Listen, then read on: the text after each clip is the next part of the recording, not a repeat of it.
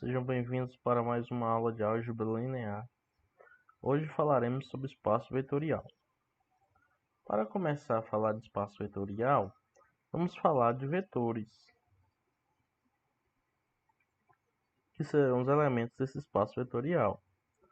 Então, vamos analisar vetores no plano e também no espaço.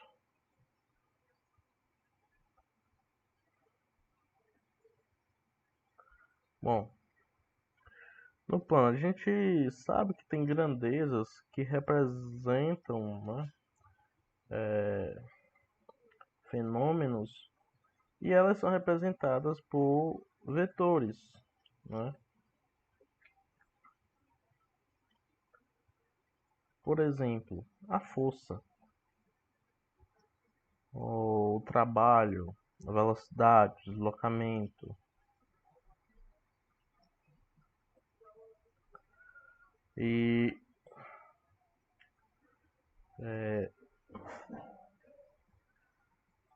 a força, a gente sabe que ela tem uma intensidade e tem uma direção,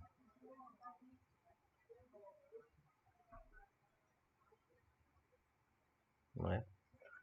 Então vamos aqui representar.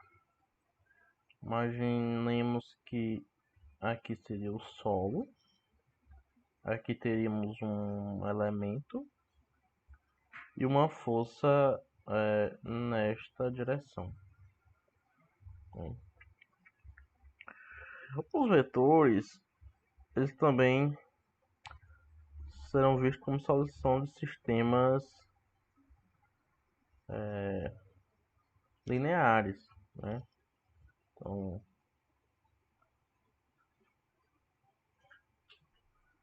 vetores, soluções de sistemas lineares.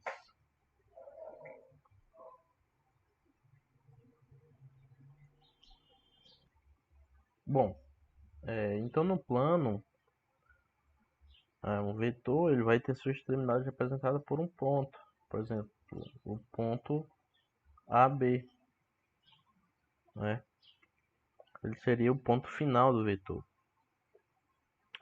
Então, digamos aqui que a gente tenha um ponto P qualquer, ele seria o ponto inicial.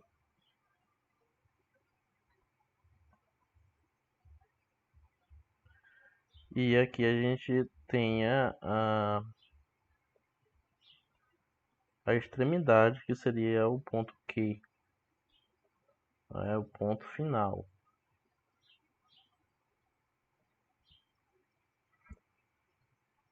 O vetor será esse segmento de reta orientado.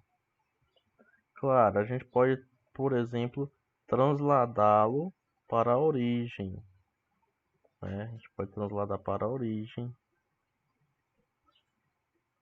de modo que, na verdade, todo vetor ele pode ser visto na origem.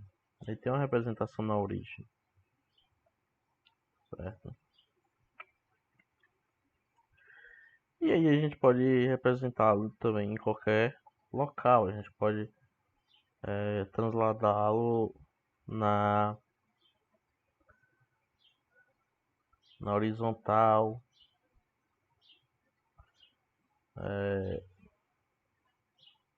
no caso desse.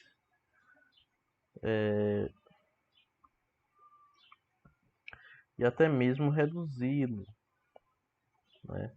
Aqui tem um segmento orientado, de ponto inicial K, ponto final L, só que tem uma fração do tamanho do vetor PQ, né? Não é todo o tamanho. A gente poderia também fazer um outro vetor aqui, um vetor RS ou RT, melhor.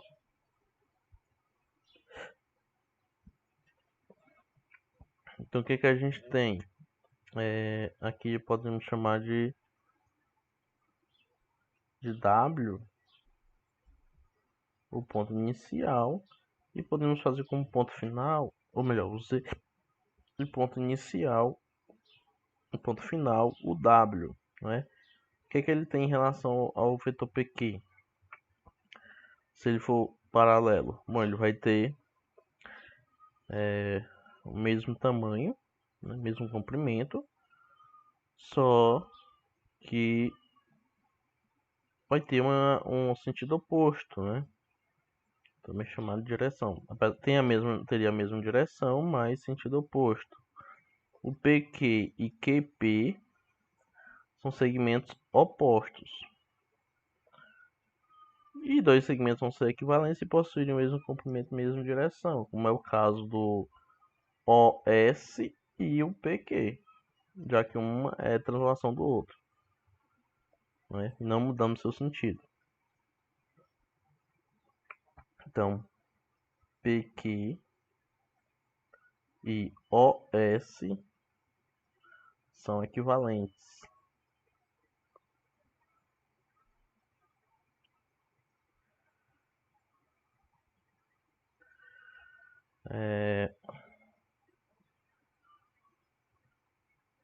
Qualquer segmento orientado no plano tem um equivalente a ele, um ponto final na origem, que é o que a gente viu aqui, né?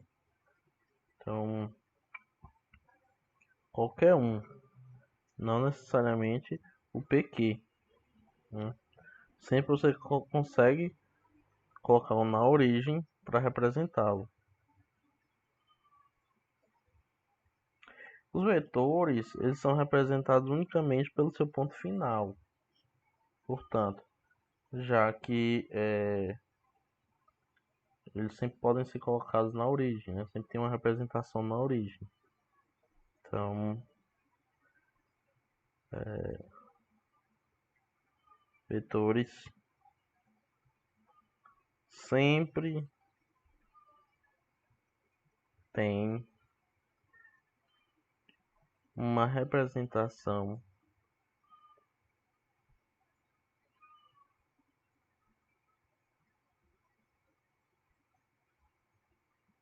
um ponto inicial na origem.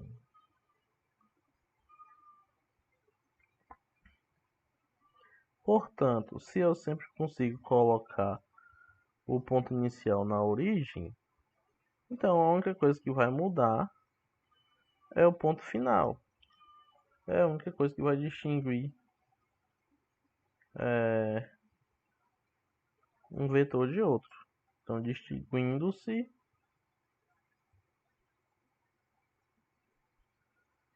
entre eles pelo ponto final.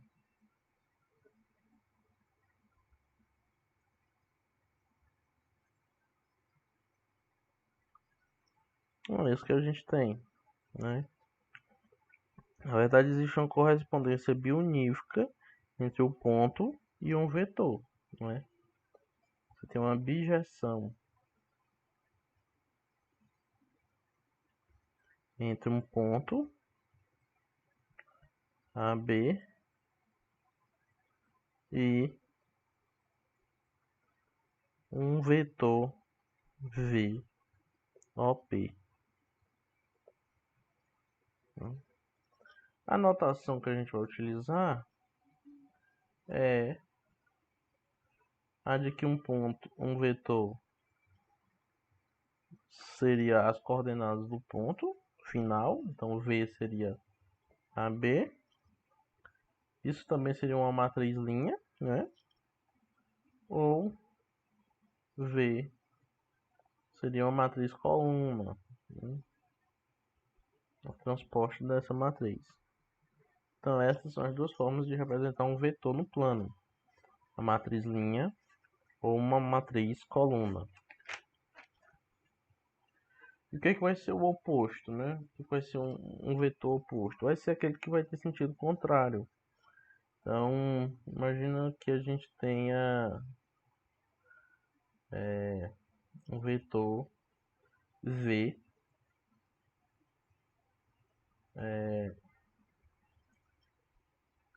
OP. Então o oposto a ele vai ser um W do tipo OK. Então ele vai ter o mesmo comprimento, mesma direção, só que sentido oposto. Então ele vai ser menos V. Então, ele vai ser menos V. Se o V for esse AB, então ele vai ser menos AB. Se ele é oposto, então é porque as coordenadas dele são opostas às coordenadas do vetor V. Então vai ser menos A e menos B. Ou menos essa matriz aqui, matriz coluna. Vamos agora ver algumas operações com vetores no plano. Então, operações no plano.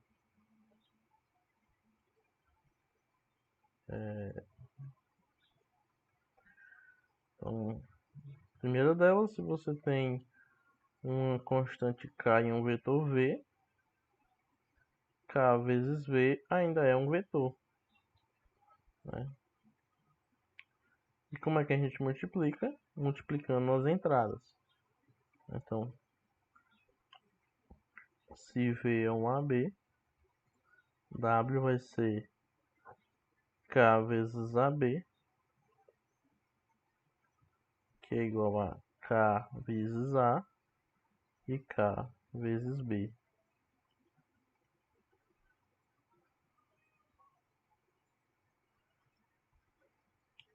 Como exemplo, imagine que o vetor V seja o vetor 2 e menos 5. E W seja 3 vezes o vetor V. Então ele seria 6 e menos 15.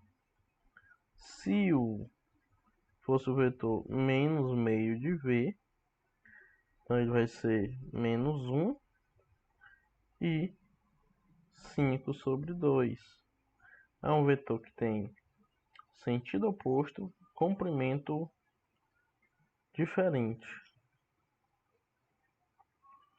mas a mesma direção, né? A mesma inclinação.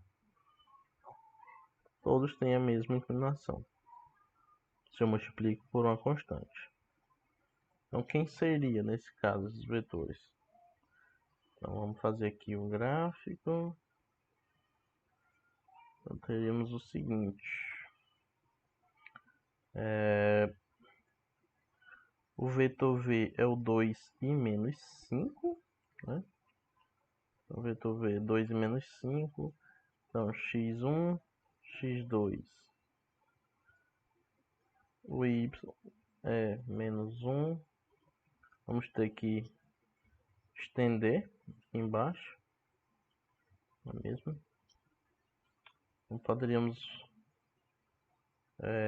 refazer aqui mais em cima. Então vai ficar como? Vai ficar aqui.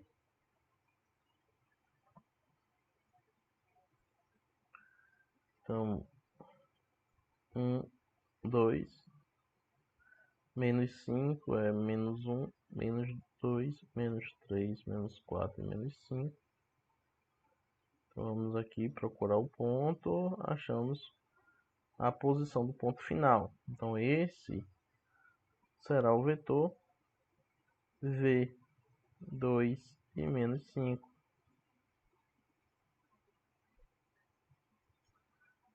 Aqui está ele. Quem será o vetor W? É o 6. Então 2, 3, 4, 5, 6 e menos 15. Vamos dizer que aqui seja menos 10, menos 11, menos 12,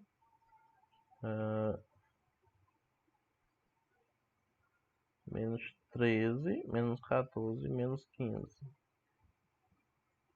Então aqui estendendo, mais ou menos aqui. Então este será o vetor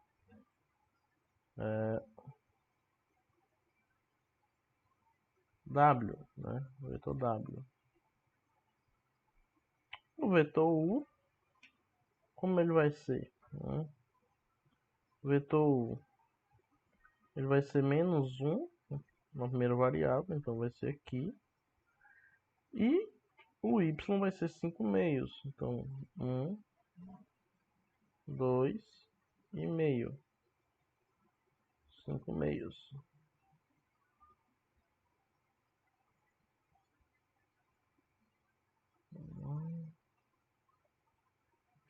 Aqui, mais ou menos aqui. Então esse é o vetor U.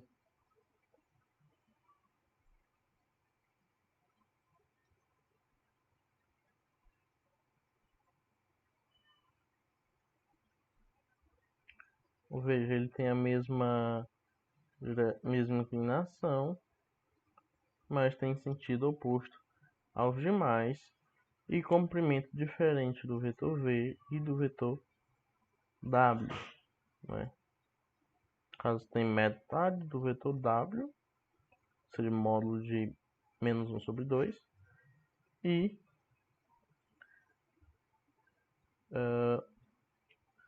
6 vezes o vetor W, né? Metade do vetor V e 6 vezes o vetor W, já que o W é 3 vezes o vetor V. Bom, então essa é uma representação destes três vetores no plano. Bom, agora vamos supor que temos duas forças, F1 e F2, agindo no objeto. São duas forças. Elas estão agindo no mesmo objeto e elas vão ser representadas por vetores com origem no sistema de coordenadas, bem no meio desse objeto, né? Então a origem do sistema de coordenadas vai ser o centro desse objeto. E o comprimento vai ser igual à intensidade da força, mesmo direção e sentido em que a força está, né? Bom, mesma força, mesma direção e sentido que a força atua. Então, como seria? A gente vai ter um solo. Agora vamos ter o objeto.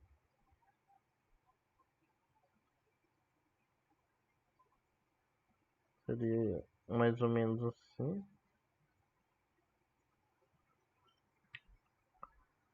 E agora vamos ter as forças, né? Tem uma força aqui nessa direção e outra nesta direção.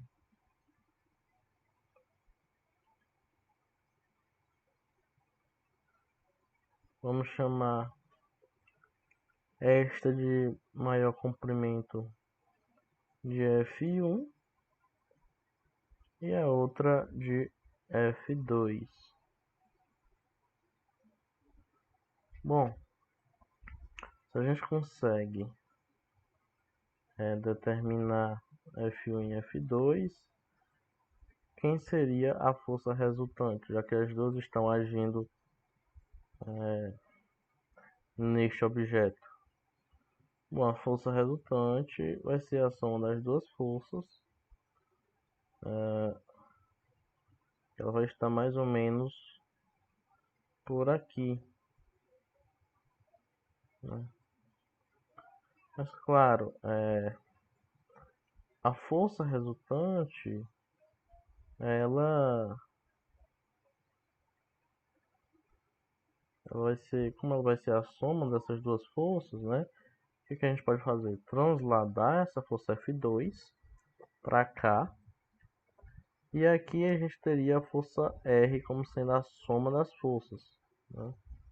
Seria essa direção e sentido aqui. Então a força R seria a força F1 mais a força F2. Mas o que a gente vê aqui? Que se a gente transladar essa força F1 de modo que sua origem deste seu centro do objeto seja F2, né? Algo desse tipo, a gente vai ter um paralelogramo, né? Força resultante, então, é a diagonal do paralelogramo. Então, diagonal do paralelogramo.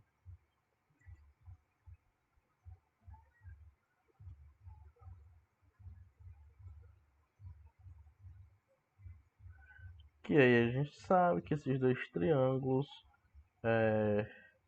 um centro no objeto F2R e centro no objeto F1R, são congruentes entre si. Portanto, aqui da extremidade de F2 à extremidade de R é o mesmo comprimento que da extremidade do objeto, do centro do objeto até a extremidade de F1. E mesma coisa com as outras duas forças, né? Já que é uma translação. Bom, então tem os mesmos comprimentos, não é? Então a gente tem que R é, na verdade, a soma das coordenadas de F2 e F1. Né? Essas serão as coordenadas da força resultante R.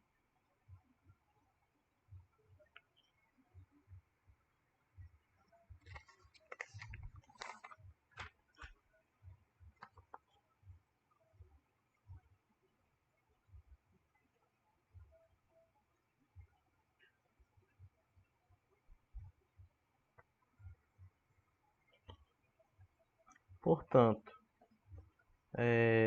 se F1 é A mais A e B, e F2 é C e D, então a força resultante vai ser A mais C e B mais D, né? Essas serão as coordenadas da força resultante. Porque simplesmente a gente está somando coordenadas, né? A gente está somando as coordenadas horizontais e as coordenadas verticais, né? As primeiras e as segundas.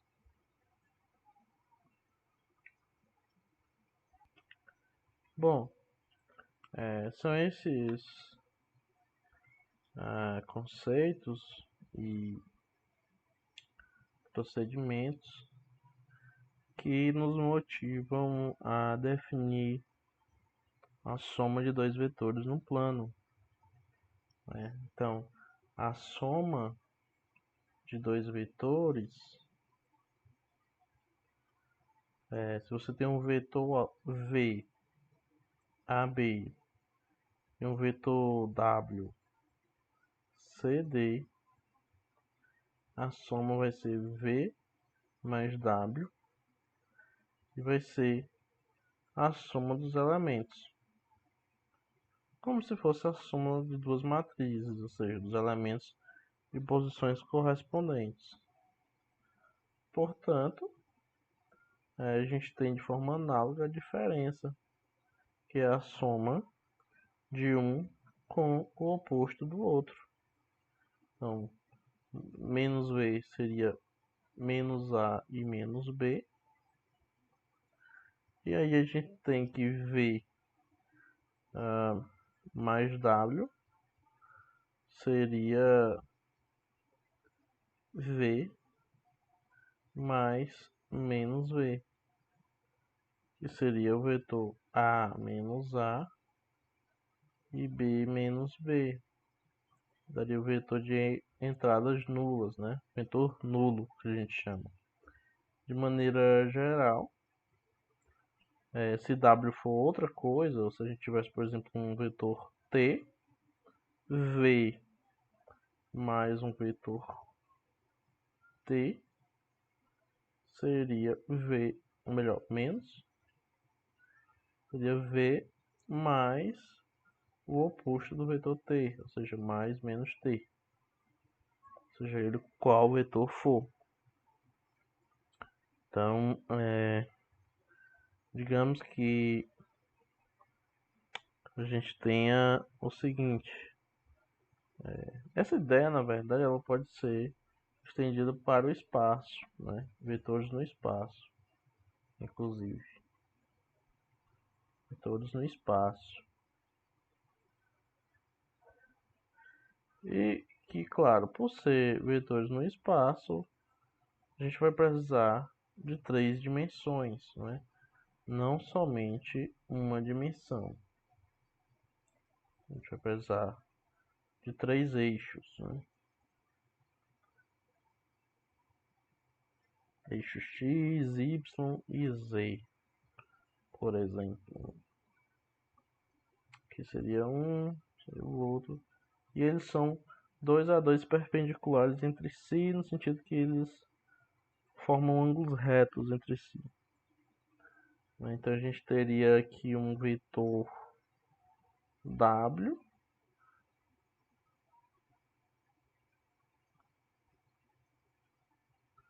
a gente teria um vetor V,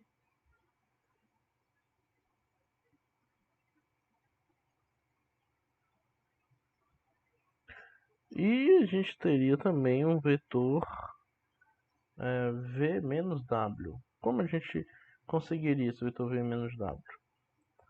A gente poderia considerar quem é o vetor menos W, né?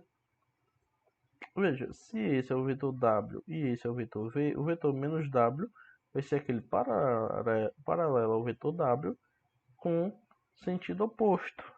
Então a gente poderia transladar para cá, né? Esse vetor W. Então ele já dá mais ou menos aqui. Com sentido oposto. Que é o que a gente chama de menos W. Bom, se esse é o menos W, e aí eu estou somando, então esse com esse é V menos o vetor W, que é o vetor diferença, né, de V e W. Então, de maneira geral, esse seria o vetor diferença no espaço.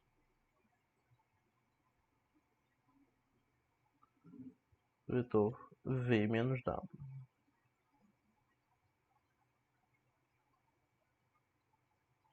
Então aqui ele. Bom, então essa é a ideia de vetores no espaço, né? Somar vetores. Se a gente quisesse essa soma de V com W, a gente, por exemplo, pegaria aqui a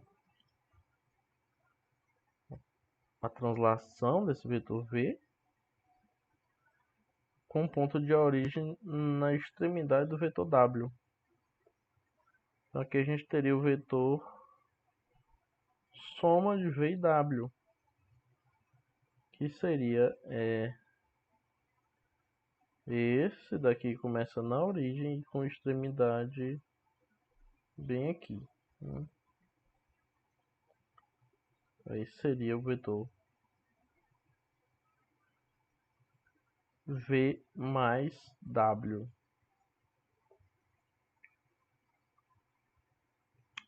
Esse é o vetor V. Seria o equivalente ao vetor V, né? Essa seria a soma e essa seria a diferença, né? Representada por meio de vetores. A gente consegue notar que essas extremidades também serão pontos, né? Então, quando a gente está com pontos no espaço, a gente vai ter vetores de 3 coordenadas, né? Porque os pontos têm 3 coordenadas, já que tem 3 dimensões. Então seria desse jeito, né? Aqui se você tem um ponto P qualquer, digamos aqui, ele vai ter coordenadas x, y e z, onde x, y e z são números reais, e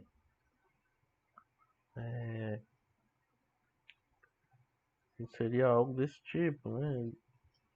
Teria uma projeção aqui nesse eixo do chão, né? Digamos assim.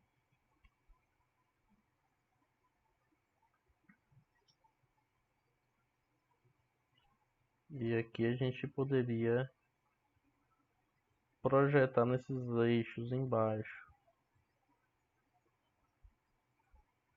Então, onde estaria o valor x, né? O valor x, por exemplo, estaria aqui. O valor y aqui. Seria essa distância da origem, né? Ponto de interseção dos três eixos, até y. O valor de x seria aqui, porque seria a distância de 0 até esse ponto.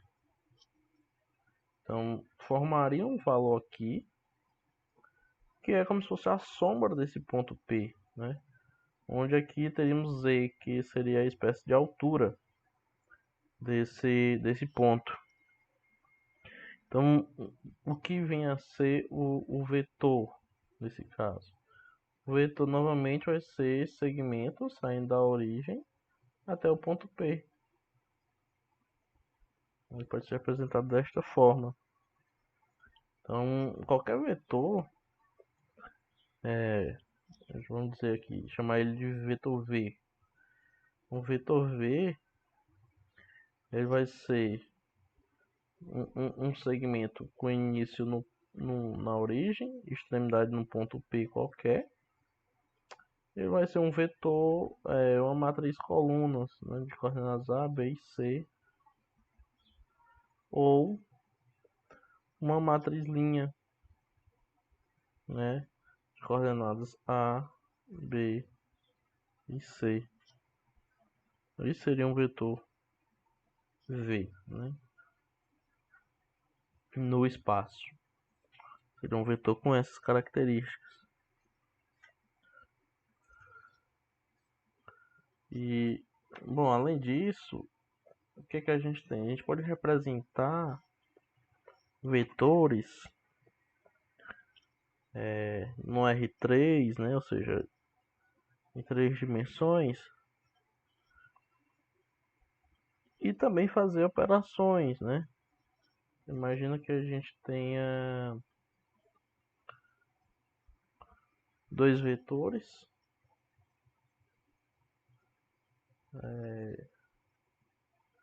vamos chamar de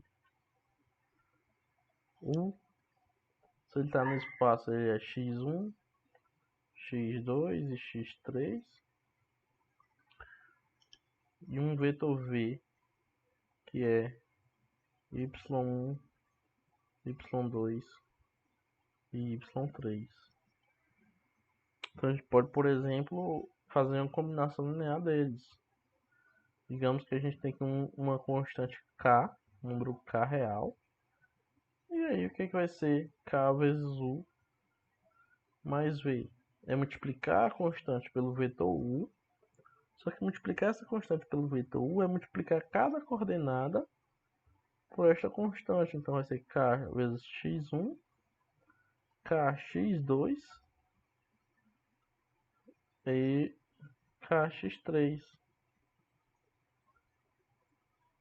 E somar com o vetor v. Ou seja, somar com y1, y2 e y3. Mas aqui soma de vetores, né? Somar suas coordenadas. Então é kx1 mais y1 kx2 mais y2 e kx3 mais y3. Que ainda tem um formato de vetor porque é um vetor, né? A gente só fez somar as coordenadas do vetor. Ele continua sendo um vetor.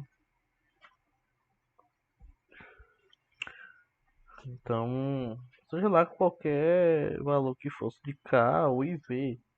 Por exemplo, se k fosse um número 2, o U fosse o vetor 2, menos 3 e 5, e o V fosse o vetor 1, 2 e 0. Então, 2 vezes U mais V seria 4 mais 1, 5, menos 6 mais 2, menos 4, e 10 mais 0, 10. Né? Então, esse seria o vetor resultante.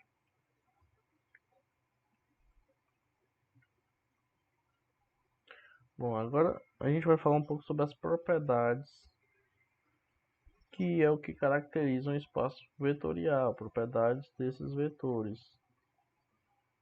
Quem seriam essas propriedades? São elas: você somar dois vetores e o resultado somar com o vetor W é a mesma coisa de você somar V e W e o resultado você somar com U, né? Seja à direita ou à esquerda, ou seja, U mais V é a mesma coisa de V mais U. Além disso, a gente tem que vai existir, né, sinal existe, uma espécie de zero no espaço vetorial, né, vamos chamar assim, que o que ele faz, né? O que ele vem fazer? Vou colocar dessa forma. Ele é o chamado vetor nulo. Como é que a gente obtém ele? A gente obtém ele somando um vetor U qualquer com o oposto dele. Então vai dar esse vetor nulo, né? E qual é a característica dele? A característica dele é que se você somar qualquer vetor com ele, continua esse vetor, certo? Então, isso é o que caracteriza o vetor nulo. Bom, a quinta propriedade fala sobre a distribuição. Então, se você multiplicar A pela soma do vetor U com o vetor V, pelo vetor soma, né? Isso é a mesma coisa de multiplicar A pelo vetor U e somar pelo resultado da multiplicação dessa constante A pelo vetor V. No final a gente vai obter a mesma coisa. A sexta propriedade fala o seguinte: você vai distributividade nas constantes que estão multiplicando um vetor.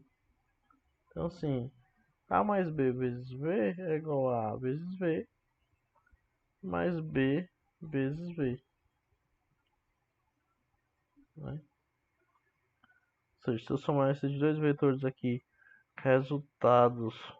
resultantes dessa multiplicação de constante vezes vetor, vai dar um vetor igual, né, ao vetor que eu obteria somando A e B e multiplicando o resultado por V. A sexta propriedade fala-nos o seguinte, que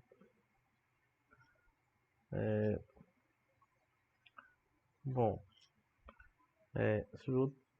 se a gente tem A vezes B vezes V, isso é a mesma coisa de multiplicar B por V e o vetor resultante multiplicar por A. Não é? Ou seja, não importa qual é a ordem, né, qual é a sequência que a gente assume. E por último, a gente tem o vetor identidade, né, digamos assim. Aquele que não altera nada. é justamente o vetor multiplicado por uma constante, né? Seria isso, na verdade, né? Seria o vetor, qual número poderíamos multiplicar um vetor de modo que resulte no mesmo vetor? Seria 1, né? Então essa seria a constante, que multiplicando por 1 vai resultar no mesmo vetor, né?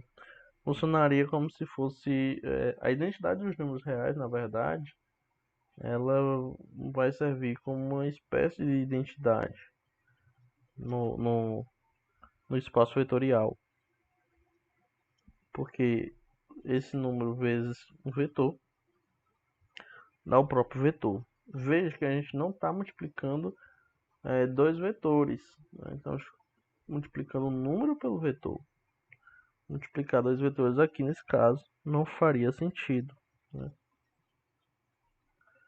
Bom, mas o que vem a ser um espaço vetorial? É o que a gente vai definir agora, né? Espaços vetoriais. Esses espaços vetoriais, eles são, na verdade, conjuntos, né? Eles são conjuntos. Então, definição.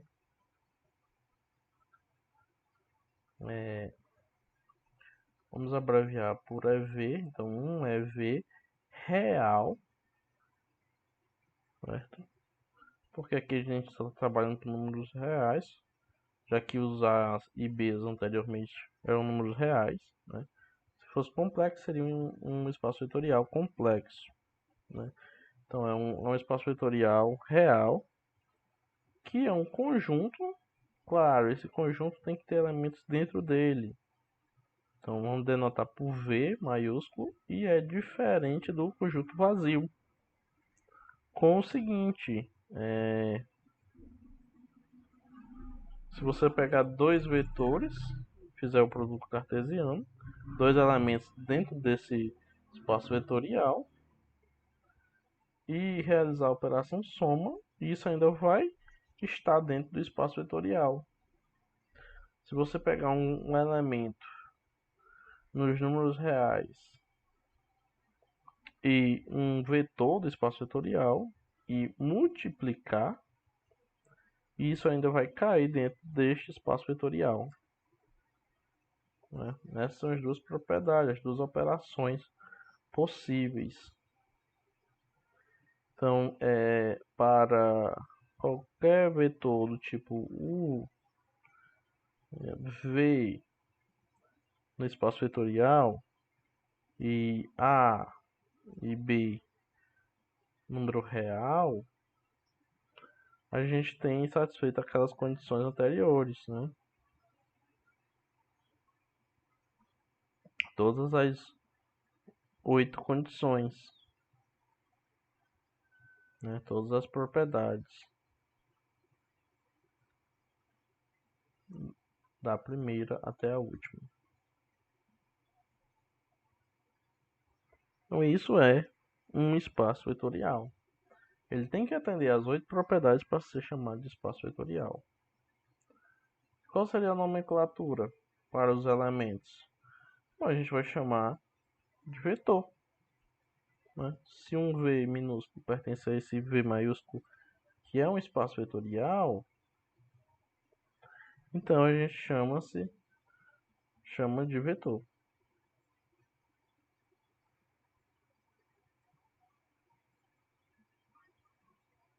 Seja lá qual elemento for. Se o conjunto satisfizer as 8 propriedades, é um espaço vetorial. E os elementos desse conjunto a gente chama de vetor, não é? Então, por exemplo, digamos que a gente tenha o espaço vetorial das matrizes de duas linhas e duas colunas, né?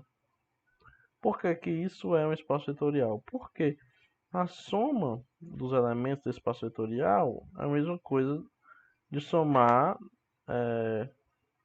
matrizes, né? A gente, na verdade, está somando matrizes que atendem a essas 8 propriedades. E a multiplicação por escalar também. Então, aqui só lembrando, os vetores são matrizes, né?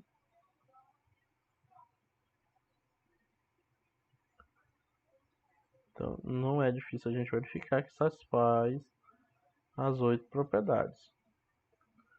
Outro exemplo seria o espaço vetorial de 3 coordenadas, né? Seriam 3 coordenadas reais, x1, x2, x3, tal que os x's, né, pertence a R, onde I é 1, 2 ou 3. Então isso é um espaço vetorial.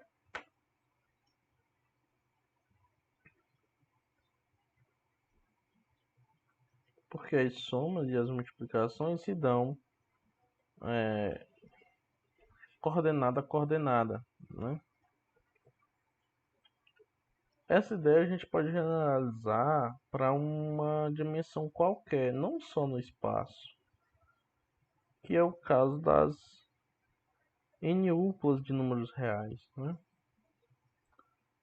Os n-uplas de números reais são os elementos que caracterizam o, o espaço de n dimensões, né?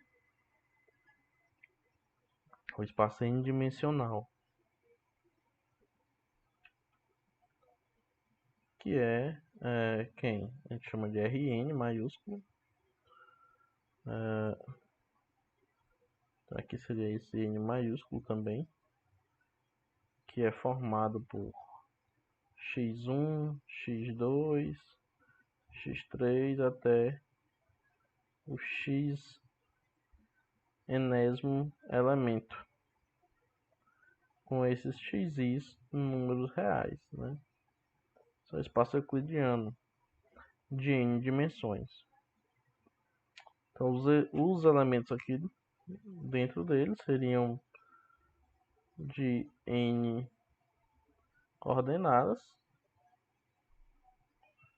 Digamos que aqui a gente tem um vetor u e um vetor v. Então eles vão ter essas características.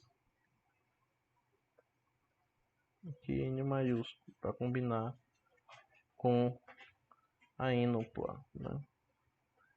E vamos considerar um número real a.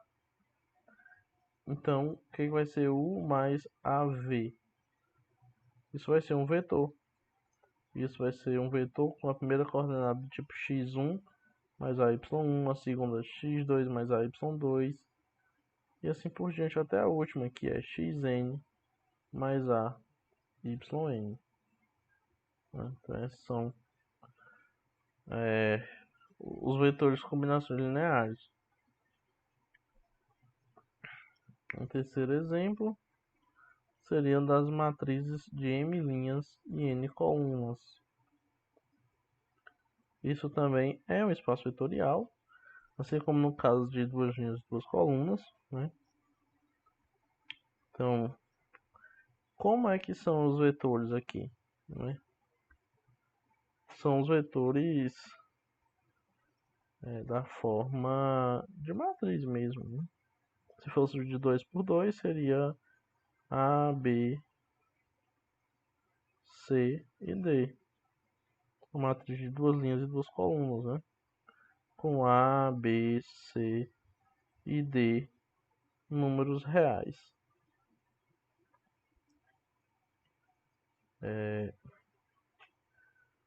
O espaço vetorial formado por matrizes 1 por N. Como seria isso? Seria uma matriz A11, A12 até A1N, seus elementos. E uma matriz linha, né? Matriz linha de uma linha em N colunas, onde os A1Is são números reais, né? Veja que este espaço vetorial, o último, ele pode ser identificado com o Rn, né? Ele pode ser identificado com o espaço n-dimensional, que é um outro espaço vetorial, né? Com n valores.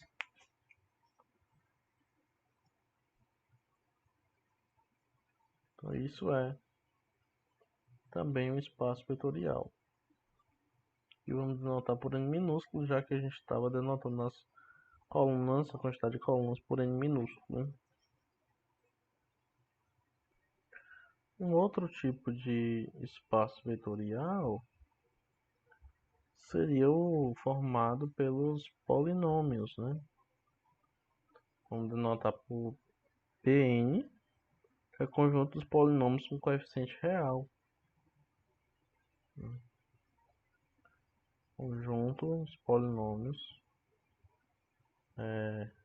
com coeficiente reais, né? O grau, né, é menor, vou chamar aqui de degree de Pn. O grau é menor ou igual a n, incluindo zero, né? Só não pode ser maior do que n o grau desse polinômio. Então a gente sabe que as operações de soma e multiplicação existe, né? Multiplicação por números reais existe nos polinômios, né? Então também vai existir no espaço vetorial dos polinômios, né? Então vai satisfazer as 8 propriedades, né? Por exemplo, quem seria o P2 aqui, nesse caso, né? Seria o conjunto dos polinômios de grau menor ou igual que 2, então seria do A0, que seria constante, aí o A1 vezes o x elevado a 1, que dá A1 vezes x, até o A2 vezes x elevado a 2, seriam as funções quadráticas, né?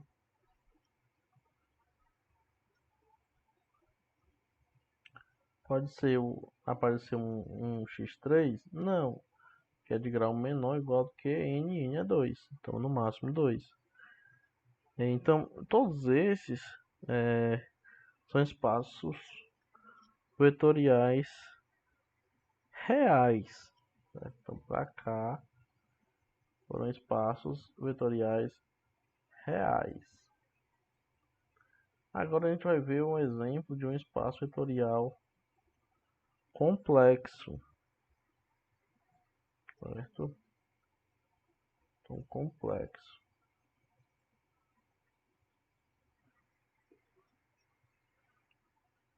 Isso porque os elementos, né, as coordenadas, serão números complexos. A gente vai precisar estender para os números complexos. Quem vai ser esse V? Ele vai ser o conjunto das matrizes 2 por 2, né, com elementos, números complexos, certo? Com elementos complexos, digamos assim.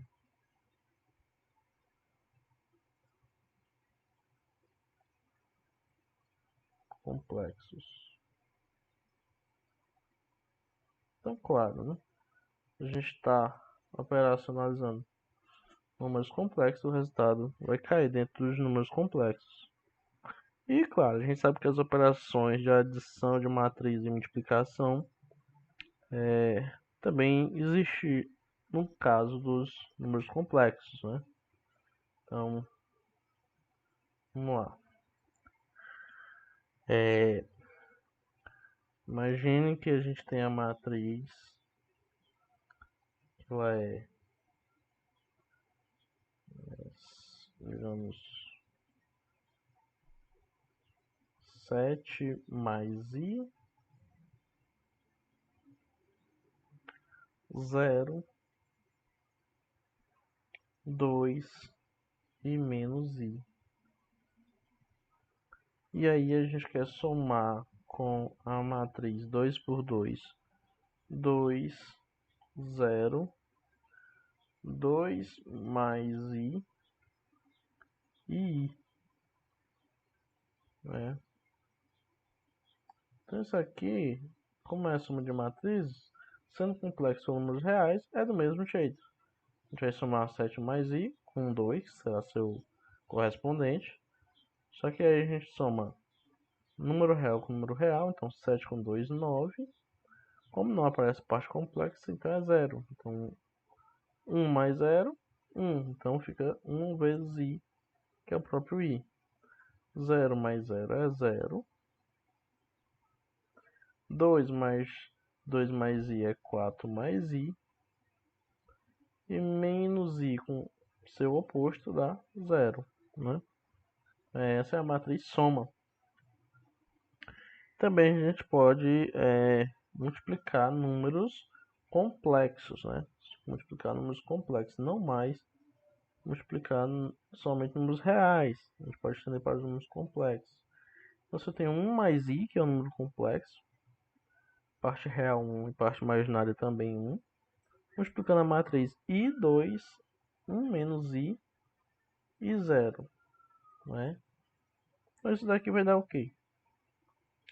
I vezes 1 mais i vai dar i mais i ao quadrado. Só que a gente lembra, né, a gente vai usar fortemente que i ao quadrado é sempre menos 1. Né? Então aqui vai ficar i menos 1. 2 vezes 1 mais i vai dar 2 mais 2i. 1 mais i vezes 1 menos i vai dar 1 menos i ao quadrado, ou seja, 1 mais 1, que é 2. E qualquer número real complexo vezes 0 dá 0. Essa é a matriz resultante. Esses espaços complexos eles aparecem no estudo de sistemas de equações diferenciais, né? Todos os espaços vetoriais que a gente vai considerar aqui serão espaços vetoriais reais.